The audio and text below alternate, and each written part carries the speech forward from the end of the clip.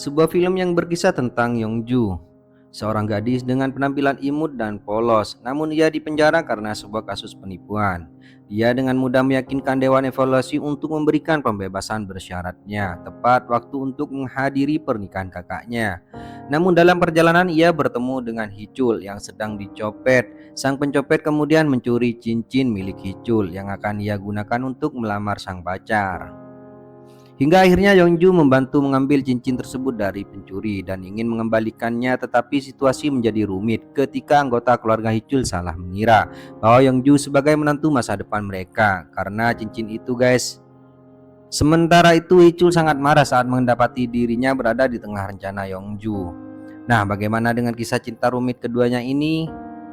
Yap, langsung saja ke ceritanya.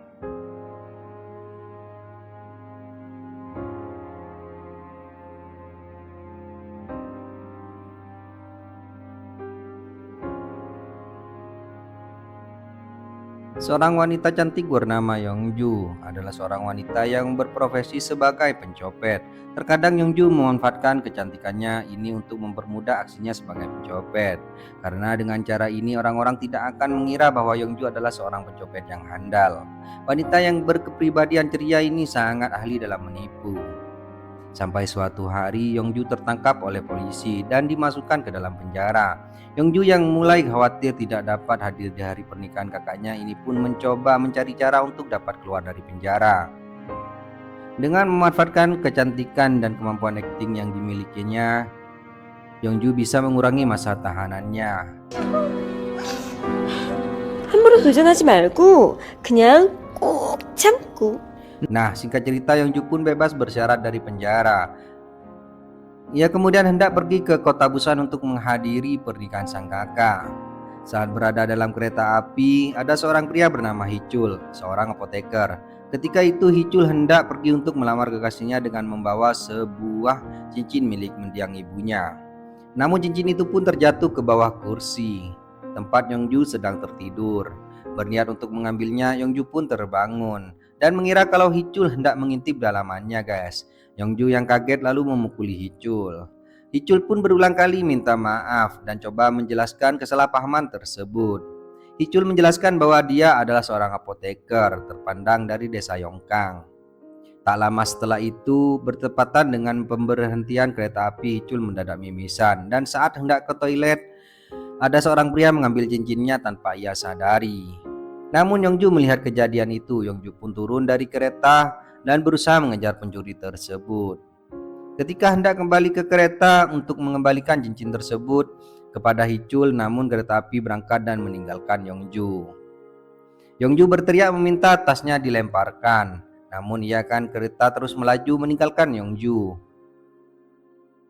Yongju kemudian pergi ke kantor stasiun kereta api untuk menanyakan apakah ada tas yang tertinggal di kereta yang dinaikinya tadi. Pihak stasiun lalu menelpon stasiun di kota Busan dan kemudian mengatakan bahwa teman sebangkunya saat itu di kereta telah mengambilnya, yang berarti itu adalah Hicul. Setelah itu Yongju lalu memutuskan pergi ke desa Yongkang yang tak jauh dari situ dengan maksud menemui keluarga Hicul agar bisa mendapatkan informasi tentangnya. Saat tiba di desa Yongkang, dia mendapatkan informasi bahwa Hicul adalah anak kepala desa di daerah tersebut. Yongju pun menuju ke kediaman ayah Hicul menaiki taksi. Di dalam taksi, supir taksi mencoba merayu Yongju. Saat supir taksi tersebut bertanya, Yongju asal bicara kalau dia akan menjadi menantu kepala desa. Supir taksi itu kemudian semakin terkejut sebab ternyata supir taksi itu adalah paman Hicul. Sampailah di rumah kepala desa. Setelah bertemu dengan nenek dan bibi Hicul, Yongju lalu diantar menuju tempat ayahnya Hicul. Yongju kemudian memberikan cincin milik Hicul kepada ayahnya. Kemudian ayah Hicul bertanya mengapa cincin itu ada padanya dan apakah dia adalah pacar Hicul. Yongju tak bisa menjelaskan guys dan gugup. Di saat itu datang adik Hicul bernama Sumi yang mengira Yongju adalah pacar Hicul yang sering diceritakan selama ini oleh kakaknya. Yongju kemudian berpura-pura sakit dan pingsan sehingga dia dilarikan ke rumah sakit. Ketika berada di rumah sakit, Yongju berusaha untuk kabur. Namun dia masuk ke dalam ruangan dokter, kemudian ketika keluar dari ruangan itu dia disangka hamil oleh paman dan bibi Hicul yang ternyata ada di sekitar ruangan tersebut. Keluarga Hicul pun terkejut mendapat berita itu, iya kan. Yongju kemudian dibawa ke rumah lagi. Di sini diperlihatkan ayah Hicul menyukai Yongju yang telah dianggapnya sebagai menantu. Keluarga besar Hicul juga menganggapnya demikian guys, sebab mereka melihat Yongju sebagai gadis cantik dan juga baik. 또 저 아가씨도 뭐 잘못한 게 있다고 그러더라고. Scene pindah saat di kota Busan. Hicul merayakan ulang tahun pacarnya bernama Jaehyun. Hari itu Hicul hendak melamar pacarnya dengan cincin yang dibawanya. Ketika hendak memberikan cincin kepada Jaehyun, dia kebingungan karena cincinnya sudah nggak ada. Dan hal ini membuatnya sangat kesal dan malu tentunya. Lalu kemudian ia pergi minum-minum bersama teman-temannya. Tak lama berselang, Hicul mendapatkan telepon dari ayahnya dan menyuruhnya untuk pulang ke Yongkang untuk mempertanggungjawabkan perbuatannya kepada pacarnya.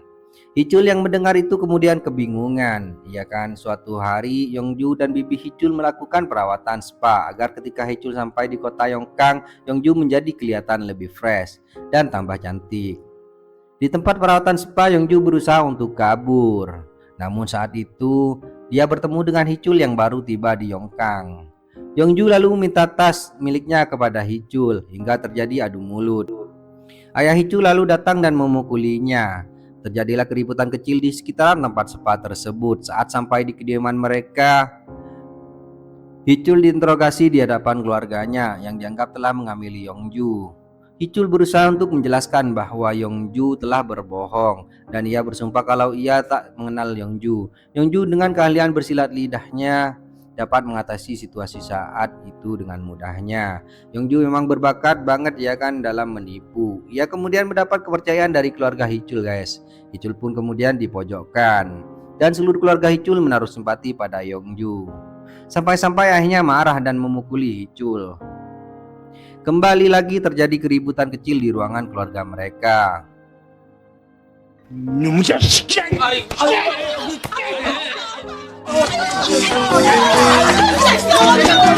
Scene berlanjut sampai di sini. Hicul benar-benar tersudutkan guys. Tidak hanya keluarganya, bahkan penduduk desa Yongkang banyak yang tidak menyukainya akibat berita yang tersebar bahwa dia pria yang tidak bertanggung jawab. Di sisi lain, Yongju semakin disukai oleh keluarga Hicul. Ya, walaupun sebenarnya Yongju ini memang gadis yang baik, tapi pintar bersandiwara. Yongju kemudian menemui Hicul, meminta tasnya kembali dan mengancam Hicul dengan mengatakan bahwa dia akan terus tetap tinggal bersama keluarga Hicul serta terus melakukan kebohongan.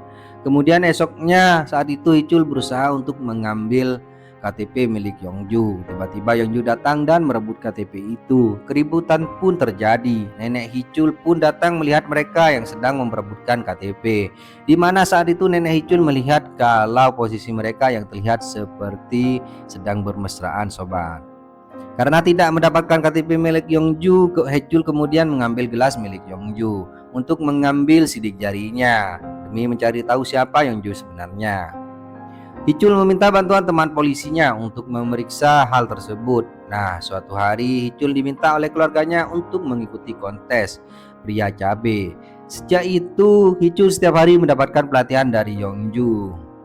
Sering bertemu Hicul kebersamaan demi kebersamaan, Yongju pun mulai jatuh hati kepada Hicul si pria lugu ini. Waktu itu di sebuah tempat yang indah di pinggir danau, Yongju mengungkapkan bahwa Yongkang adalah desa yang indah.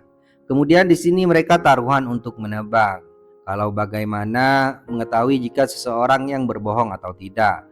Di sini Yongju mengungkapkan perasaannya kepada Hicul. Namun Hicul mengira kalau itu adalah sebuah kebohongan. Tak ingin malu, Yongju lalu kemudian membenarkan bahwa itu adalah kebohongan. Nah, dari berikutnya Yongju dikejutkan dengan kedua temannya yang baru bebas dari penjara. Mereka datang ke kediaman Hicul untuk berpura-pura menjadi saudara Yongju. Mereka berdua bermaksud untuk mengambil uang milik ayah Hicul dan meminta bantuan kepada Yongju. Yongju kemudian menolak, namun dia mendapatkan ancaman bahwa identitasnya akan dibongkar oleh kedua temannya itu. Akhirnya Yongju mau nggak mau ya kan mengikuti permintaan teman-temannya ini.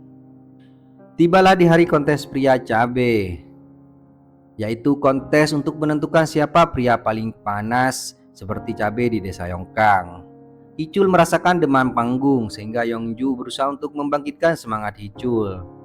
Hicul menyanyikan sebuah lagu dan dibantu dengan Yongju dan kedua temannya menjadi penyanyi latar, sehingga membuat Hicul menjadi pemenang. Seorang penonton memprotes kemenangan tersebut karena Hicul mendapatkan bantuan dari teman-temannya, yang mana itu tidak boleh dalam peraturan kontes. Lalu tak kehabisan akal, Yongju pun memberikan saran, karena ini adalah kontes pria cabe, kenapa tidak melakukan lomba makan cabai saja, katanya guys. Untuk melihat seberapa cabenya kedua finalis ini, akhirnya saran Yongju pun disetujui juri. Acara kembali dimulai di mana Hicul dan saingannya bersiap untuk memakan cabai yang ada di hadapan mereka. Saat dimulai, Hicul dengan lahapnya memakan cabai-cabai tersebut sambil mengeluarkan air mata menahan pedasnya. Saingannya yang melihat hal itu pun menyerah dan Hicul keluar sebagai pemenang dan mendapatkan hadiah sebanyak 4 juta won. Cerita kemudian berlanjut. Saat itu Jaehyun, pacar Hicul, datang dengan membawa tas milik Yongju. Ternyata guys, tas Yongju memang terbawa sama Hicul dan ketinggalan waktu di kafe dulu saat dia hendak melamar Jaehyun. Hicul lalu membawa Jaehyun ke tepi danau. Jaehyun menjelaskan bahwa dia tak bisa tinggal bersama Hicul di desa kumuh seperti Yongkang, sehingga hubungan mereka pun berakhir. Di malam harinya, Yongju dan kedua temannya meninggalkan Yongkang dengan membawa kabur uang milik ayah Hicul dalam koper. Di pertengahan jalan, Yongju merasa sangat bersalah, lalu ia pun meminta kepada temannya untuk memberikan cincin milik Hicul. Yongju kemudian kembali ke kediaman Hicul untuk mengembalikan cincin.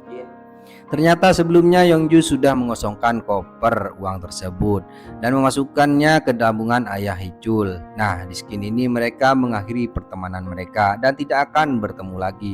Tibalah di kediaman Hicul. Saat itu teman Hicul yang polisi sudah mengetahui semua tentang Yongju, namun belum sempat ia menjelaskan. Yongju lah yang kemudian menjelaskan kebohongan yang selama ini ia telah lakukan kepada keluarga Hicul.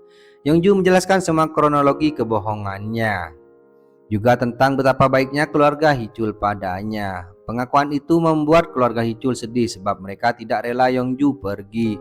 Yongju pun lalu pergi meninggalkan Yongkang menuju Busan untuk menghadiri pernikahan kakaknya. 언니!